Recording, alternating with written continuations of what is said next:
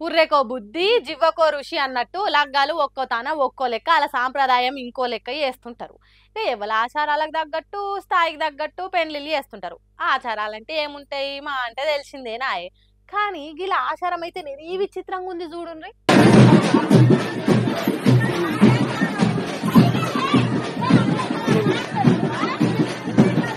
ఏందయ్యా ఇది ఇదేందయ్యా ఇది అసలు ఏంది గెటప్పులు ఎన్నెన్నో వింత ఆచారాల పెండ్లిళ్ళు చూసినాం కానీ గిసొంటిది ఏడ చూడలే అంటారా. మనం మాత్రం ఏం చేస్తాం పట్టుర్రి అలా ఆచారం అట్లుందట. ఇదే ఫాలో అవుతురు ఏండ్ల నుంచి. ప్రకాశం జిల్లా ఎర్రగొండపాలెం కొలుకుల అనే ఊర్లే బత్తుల ఇంటోలు అలా తాతల కాలం నుంచి ఇట్లనే పెళ్లి పిల్లగాని లెక్క పిల్లగాడు పెళ్లి పిల్ల లెక్క ముస్తాబయి పెళ్లి పీటలు ఎక్కుతారట.